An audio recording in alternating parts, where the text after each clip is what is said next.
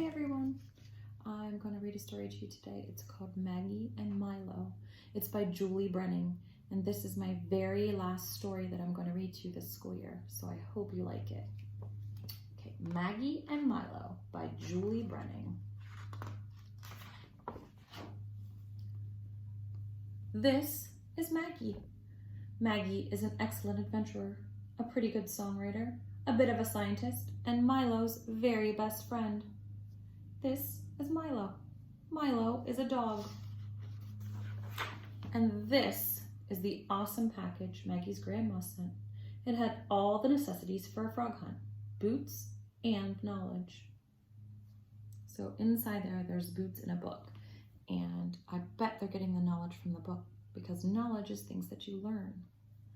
And it says country dogs like Milo don't wear boots. Does your dog wear boots? That'd be silly. That night, Maggie told Milo, "We need to get a good night's sleep. Tomorrow, we hunt frogs." The next morning, Maggie pulled on her new blue boots, which were perfect for this kind of adventure, and her favorite dress, which was just plain perfect. And off she went.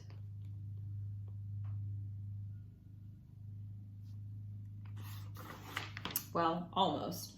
Maggie ran back to the bathroom to brush her teeth, which she had completely forgotten to do.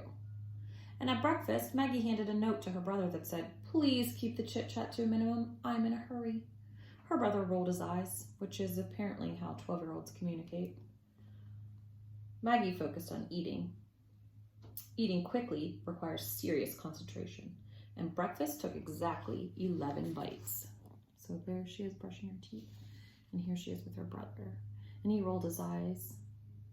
Do you think she might be annoying him? Probably. Remember that word, annoying? That was one of our vocabulary words. Then she was off, for real this time. "I am Frog Hunter," shouted Maggie. Stopping at the edge of the world, she called, "Milo! I am Frog Hunter, and he is Milo." Together, Maggie and Milo ran down the hill, past the chicken coop, through the valley of the ferns, and all the way to the pond, where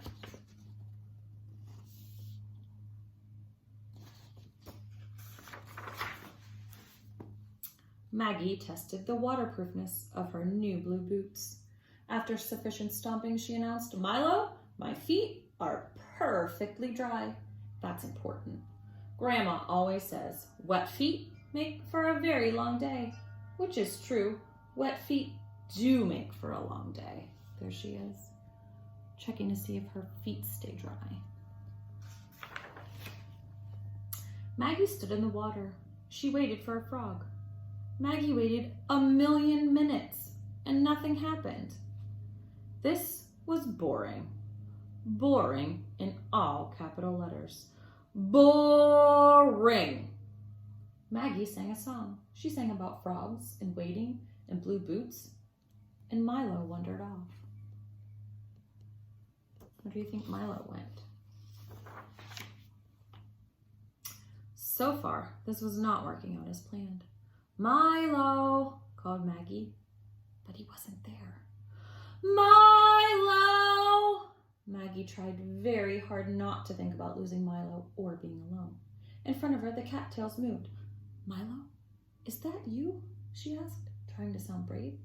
Slowly, Maggie pulled apart the cattails. So they're not actual cattails. Cattails are a kind of plant. There they are. There she is peeking through them.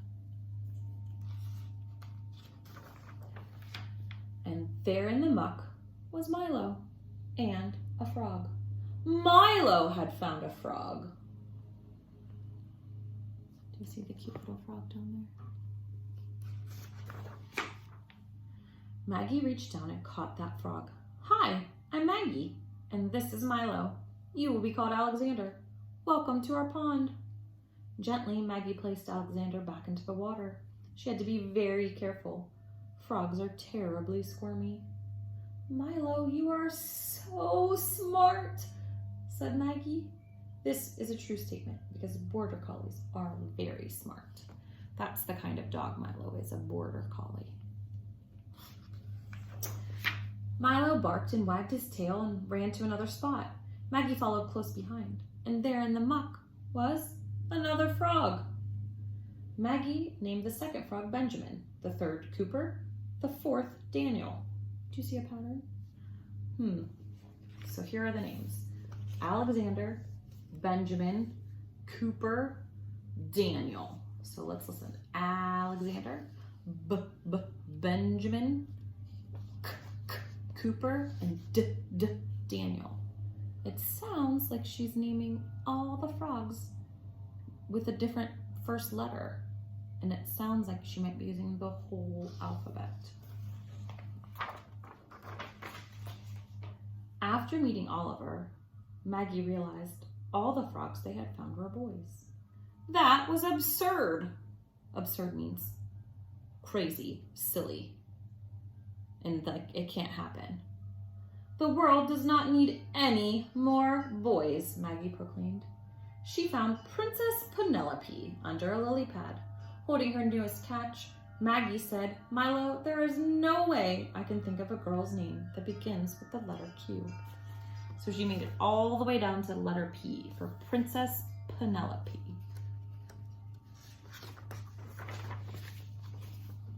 So Maggie and Milo rested. It's not easy work, this frog hunting. As Milo slept, Maggie sang a song, a quiet end of day kind of song. Look at all the frogs around her. They must like her singing. Afterward, Maggie and Milo walked home, through the Valley of the Ferns, past the chicken coop, and all the way back up the hill.